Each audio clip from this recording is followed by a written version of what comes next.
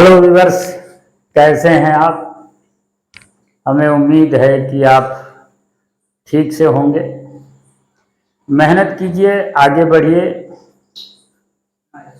ये हमारी शुभकामना है आपको। और ये हमेशा आप ध्यान रखिए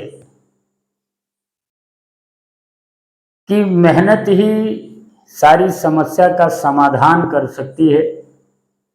बाबा साहब भीमराव अंबेडकर ने लिखा है कि शिक्षा वह शेरनी का दूध है जो पिएगा वही दहाड़ेगा।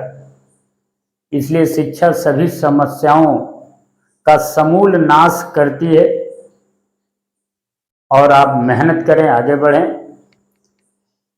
आज के वीडियो में हम आपको पढ़ाएंगे आक्सीकरण अपचयन अभिक्रिया के अंतर्गत आणविक समीकरण से आयनिक समीकरण बनाने की विधि। देखिए, आणविक समीकरण से आयनिक समीकरण बनाने के लिए ये नियम आपको ध्यान रखना है कि इस आणविक समीकरण में जो अणु जलीय विलयन में आयनित होते हैं उन्हें आयनित रूप में लिखिए, और जो आयनित नहीं होते हैं जैसे NH3, H2O, CO2, SO2, NO,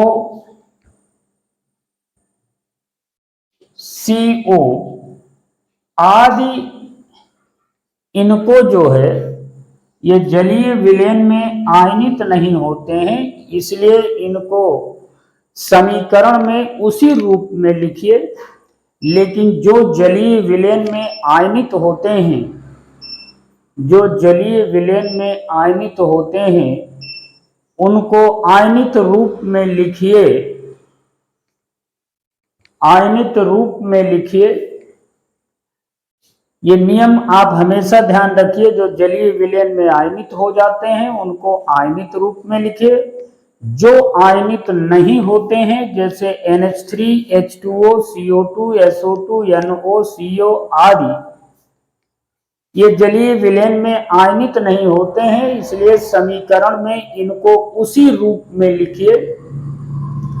और अब उन आयनों को निरस्त कर दीजिए जो समीकरण में बाईं ओर और समीकरण में दाईं ओर दोनों ओर बराबर संख्या में हो।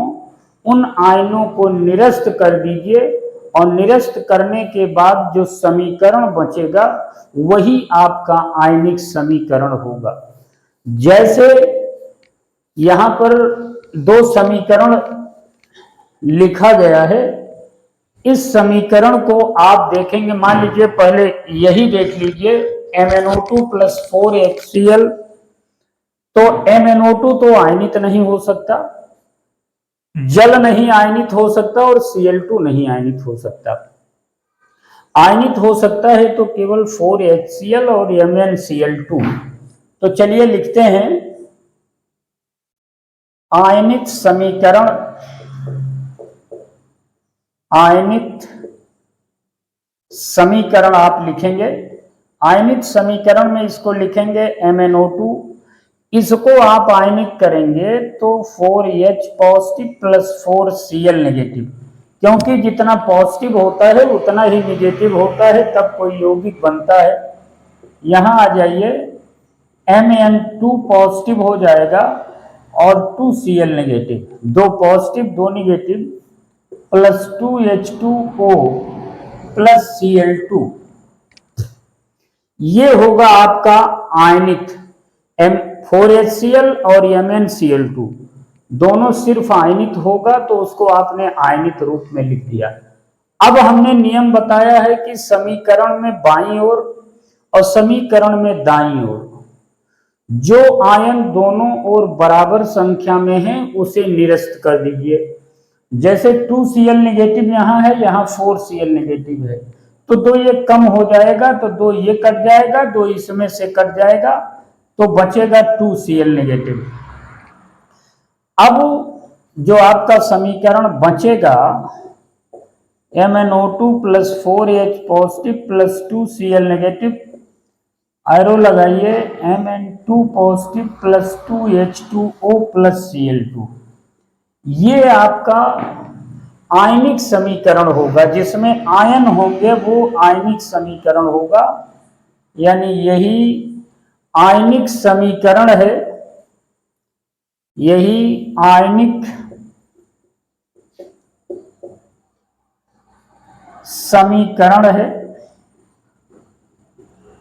आपने Cl2Cl नेगेटिव और 2Cl नेगेटिव निरस्त कर दिया तो आपका MnO2 plus 4H positive plus 2Cl negative, Mn2 positive plus 2H2O plus Cl2 बचेगा। ये आयनिक समीकरण है। ये तो इस समीकरण को आपने आणविक से आयनिक में बदला।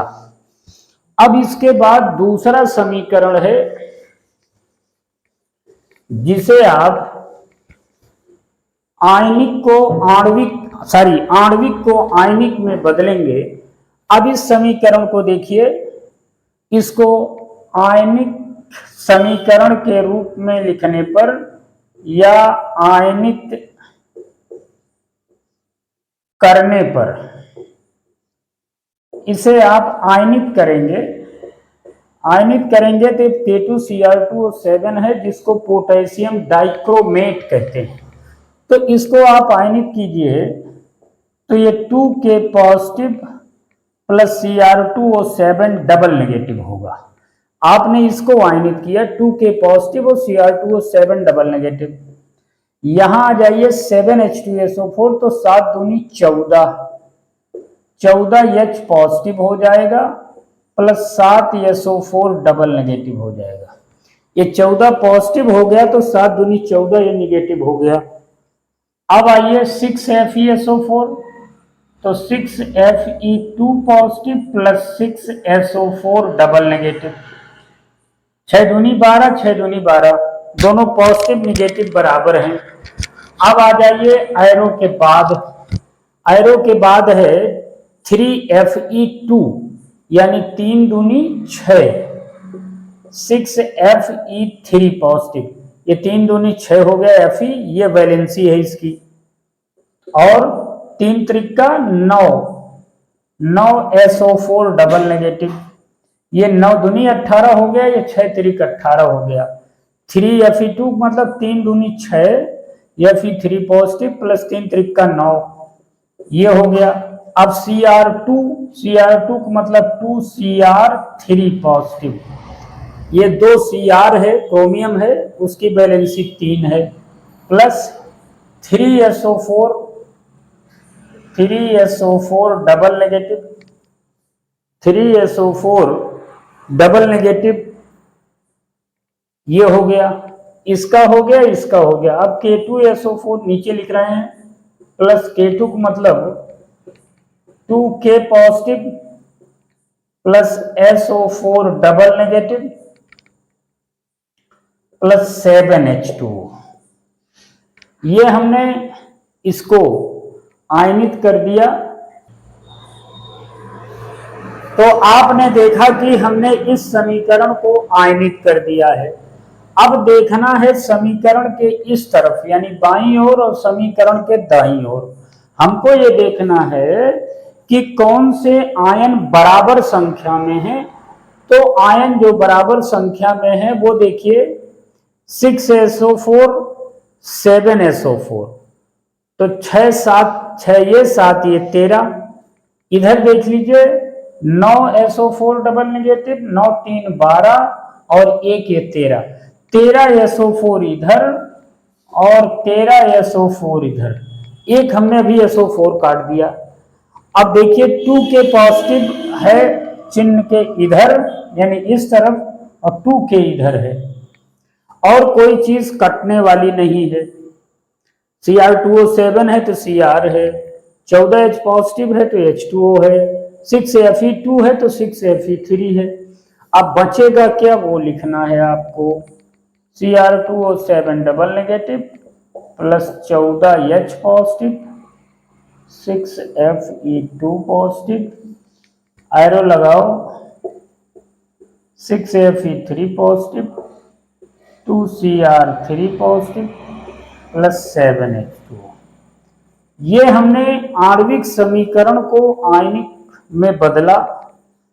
अब हम आयनिक समीकरण को आणविक में बदलेंगे, आयनिक समीकरण को आणविक में बदलेंगे और आगे के वीडियो में जब हम बताएंगे आपको, तो हमने आणविक से आयनिक में बदला है, दूसरा आयनिक से आणविक में आपको बताएंगे, ये अगले वीडियो में बताएंगे। धन्यवाद।